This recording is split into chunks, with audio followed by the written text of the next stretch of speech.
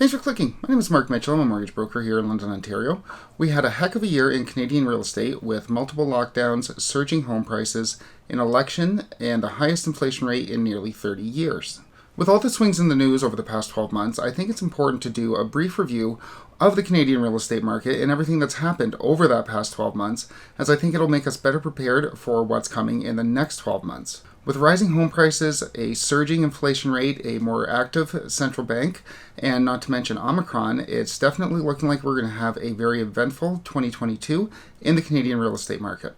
So what I want to do today is go over the top 12 real estate stories of 2021, listing the top story for each month throughout the year. I chose these stories not only by which made the biggest headlines at the time, but also what I thought would be most impactful during 2021, and also which is most likely to affect us in 2022. I do look forward to a very eventful 2022, where we'll have all of the updates on Canada's real estate market, inflation, and the Canadian economy. And of course, we'll continue to follow the Chinese real estate crisis as well, as I think that's going to have a big impact on the global economy, and of course, Canada's economy and Canada's real estate market. Click like and subscribe if you want to get those updates in the new year. But for now, let's get into these top 12 stories.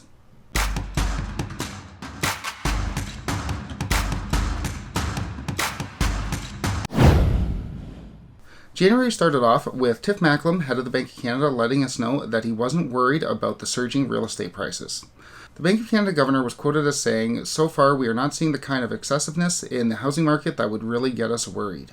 This doesn't look like 2017. So 2021 started off with Tiff Macklem letting us know that he wasn't worried about Canada's real estate prices and that we shouldn't see the kind of price surge that we saw in 2017. Right. I think it's really important to start off with this story as it lets us know how far we've come. Spoiler alert, you guys know. In February, after saying in January that they weren't worried about the surging house prices in Canada, the growth of a real estate market, the Bank of Canada came out and said that they were worried about overheating of the housing market. Make up your mind, dear. Times are fleeting. Tiff Macklem noted at the time, and we have to remember that this was before the vaccines were really out, that Canada had to lean on Canadian real estate in order to prop up our economy. It's easy to forget right now, but in January and February, when these prices were heating up, the unemployment rate in Canada was around 9.4%. So the Bank of Canada really leaned on real estate to do a lot of the heavy lifting to at least keep the economy limping along as best as it could.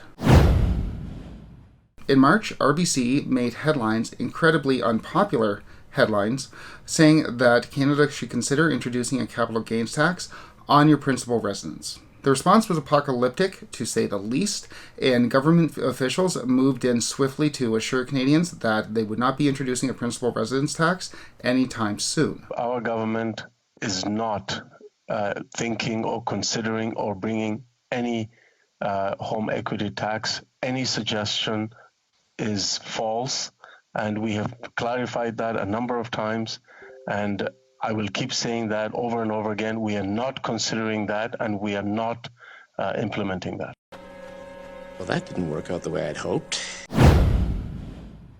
In April, we really started to see the Bank of Canada pull back its support for the Canadian economy. Yoink.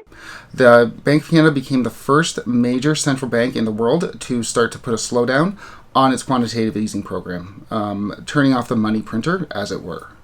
Given that it's now December and we're still talking about when the Bank of Canada is going to hike interest rates, when it's going to really pull back its support, its monetary support for the Canadian economy, I think it's really important to note that this discussion really started to heat up in April of this year.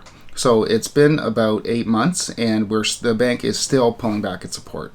It has completely ended its quantitative easing program, but we are still waiting for those interest rate hikes, and this discussion really definitely started in April. So 8 months and we're still growing strong.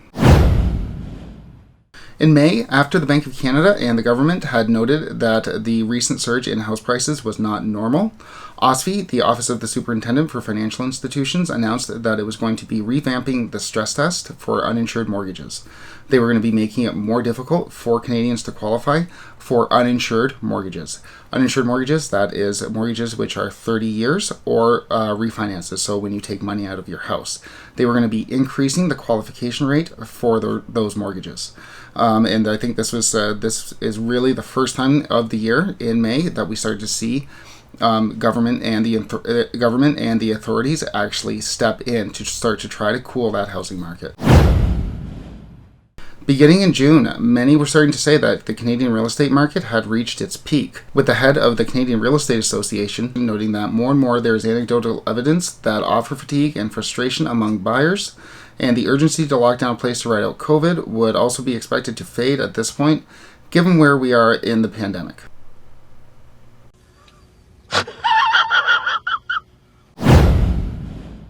If June marked the beginning of the slowdown in Canadian real estate, July really started to show the weakening real estate market. With most of the Canada-wide lockdowns being over by July, most people wanted to go out and enjoy the summer, and there weren't as many buyers out there. Canada saw a 25% decrease in real estate sales since March by July. So we did really start to see a slowdown in the real estate market. It was a short-lived one, but we did see a slowdown. Although we did see Canada's real estate market slow down in July, the big news in August was the calling of the election, as all three major party leaders rushed in to offer Canadians multiple goodies for the housing market. The biggest plan that offered the most headlines came from the Liberal Party's Justin Trudeau and his offer to end blind bidding. The Liberal Party came out and said that they were going to end Canada's long-held practice of blind bidding, and that definitely created a wave of news articles from realtors, from banks, etc., and it definitely garnered a lot of interest in the real estate market. Fast forward to December, and Trudeau has asked his housing minister to consider a ban on blind bidding, so we might actually see that promise come to fruition. In September, with the election in full swing, most eyes were on the increasingly ridiculous promises coming from our three main political parties, including the Liberals' promise to mandate that banks would have to offer 6-month mortgage deferrals in the event of job loss. My opinion at the time was that the banks weren't going to take this very well. And you better pay me the respect, or we're going to have a problem. And it really never made any headlines, although it was in the documentation that the Liberals planned to do. I definitely thought that noteworthy that we never heard about it. There was quite a bit of real estate news in October, as many analysts were looking at the inflation rate, which hit 4.4%, and we also started to hear murmurings that interest rates were going to rise. But I think the biggest and the most important story from October was news about where people were getting their down payments from, as there was a study released showing that over the pandemic, over $10 billion of gifted down payments were passed on to first-time home buyers, to Canadian home buyers. Definitely in the real estate industry, and I'm sure all over Canada, many had been wondering where were all these first-time homebuyers getting these massive down payments to support this surging real estate market in Canada, and I think we got our answer.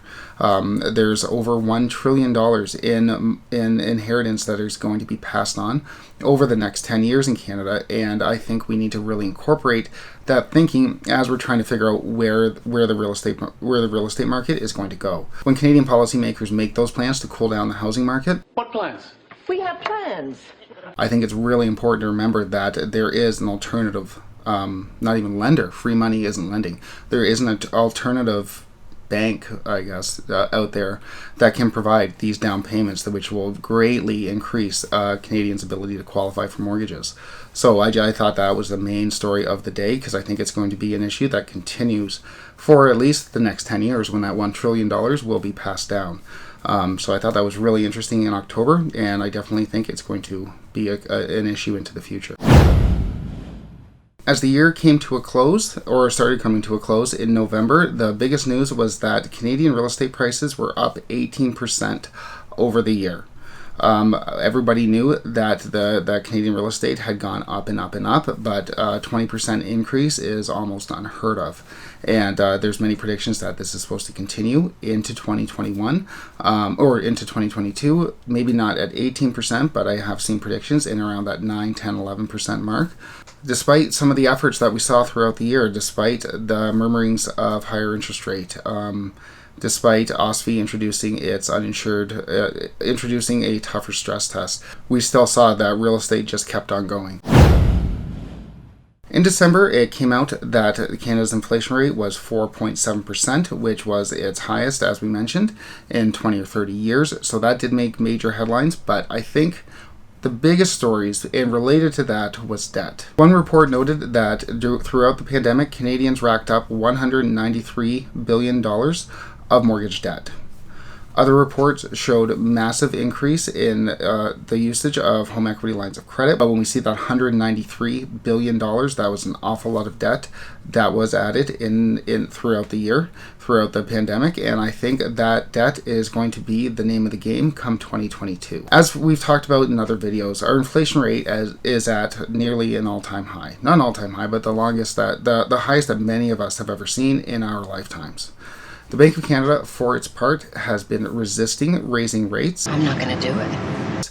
The last time that the inflation rate was this high, interest rates were over 2% higher than they are now.